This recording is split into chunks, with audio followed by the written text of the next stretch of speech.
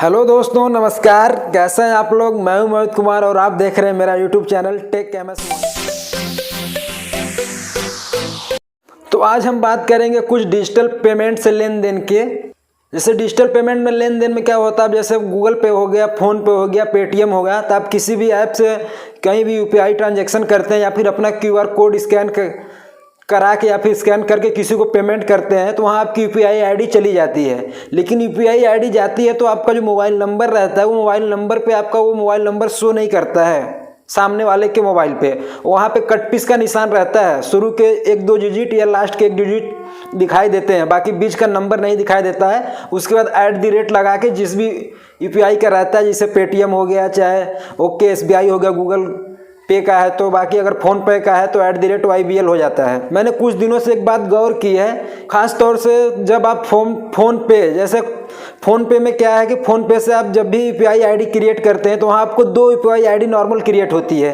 एक तो आपके नंबर के साथ, नंबर के आगे @ लगा के YBL हो जाता है, और दूसरा आपका ईमेल आईडी के साथ। बाकी आप ईमेल आईडी वाले ऑप्शन को चाहें तो उसे एडिट करके अपना कोई एक यूजर नेम भी बना सकते हैं। उसके बाद @ हो जाता है और YBL आगे लग जाता है, तो वो फ़ोन पे का नॉर्मल हो जाता है। तो फ़ोन पे में नॉर्मल आपको 2 आईडी मिल जाती हैं।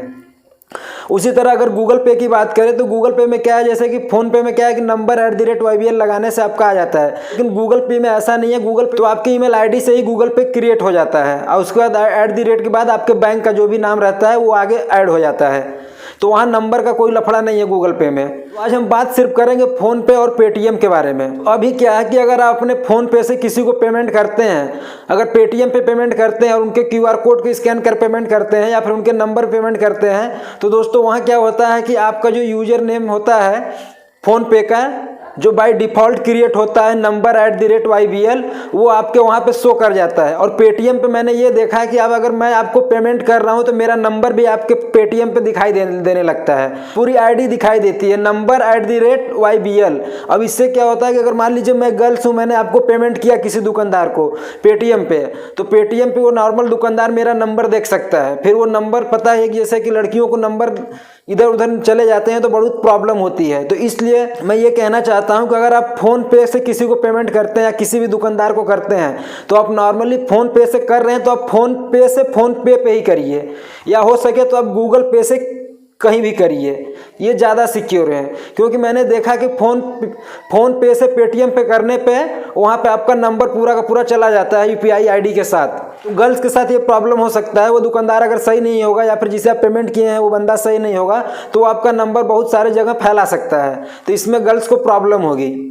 और ऐसा पेटीएम के साथ ही हो रहा है, क्योंकि मैंने अभी कुछ दिन पहले एक दोस्त से मैंने 25,000 रुपये मंगाए थे मैंने अपने फ़ोन पे में, तो उस बंदे ने अपने पेटीएम अकाउंट से मुझे पेमेंट किया है। तो जब वो पेटीएम अकाउंट से पेमेंट किया है फिर भी मेरे फ़ोन में पेमेंट आ गया है, लेकिन जब मैंने हिस्ट्री ओपन करके देखा तो वहाँ उस बंदे का नंबर मेरे मोबाइल में सेव नहीं है। जब मोबाइल में नंबर सेव नहीं है तो वहाँ पे नंबर उस इंसान का नहीं दिखना चाहिए, लेकिन मेरे फ़ोन पे के हिस्ट्री में वो नंबर भी दिख रहा है और उनके नंबर के साथ @पेटीएम करके पूरा उनकी यूपीआई आईडी दिख रही है। कोई गर्ल्स भी पेटीएम से आप किसी को पेमेंट कर रही हैं फ़ोन पे तो हो सके तो मत करिए, क्योंकि पेटीएम पे भी ऐसा ही होता है, क्योंकि पेटीएम पे भी ईमेल आईडी से क्रिएट नहीं होता है। पेटीएम पे भी आपका नंबर नॉर्मली हो जाता है और उसके बाद @ लगा के पेटीएम जुड़ जाता है आगे, ये आपकी यूपीआई आईडी हो जाती है।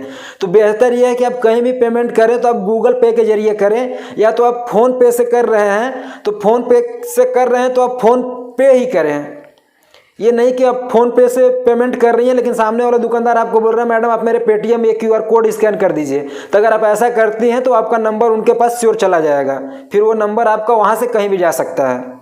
और अगर आप पेटीएम से खुद पेमेंट कर रही हैं, उनका अगर फ़ोन पे है तो भी आप पेटीएम से मत करिए, उनका फ़ोन पे है तो आप फ़ोन पे से ही करिए। नहीं तो आपका पेटीएम का अकाउंट है तो भी आपका वहाँ पे नंबर चला जाएगा यूपीआई के साथ @पेटीएम करके, तो आपका नंबर वहाँ शो करने लगेगा। तो इस बात का आप ध्यान रखिए। बेहतर यही है गर्ल्स के लिए कि आप फ़ोन पे से फ़ोन पे को ही पेमेंट करें, या फ़ोन पे से गूगल को पेमेंट करें, या गूगल पे से फ़ोन पे पेमेंट करें।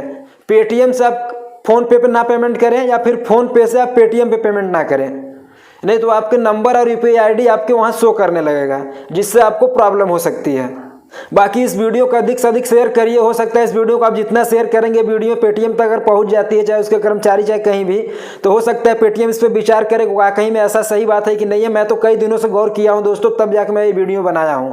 तो वीडियो अच्छी लगी हो तो लाइक और शेयर करना बिल्कुल ना भूलें। यदि आपकी कोई सवाल हो तो आप मुझे कॉमेंट में पूछ सकते हैं, और आप नए हैं और हमारे चैनल को अभी तक सब्सक्राइब नहीं किए तो जरूर सब्सक्राइब कर लीजिएगा और घंटी का आइकन को जरूर दबा लीजिएगा ताकि हमारी अगली वीडियो की नोटिफिकेशन आपको मिलती रहे।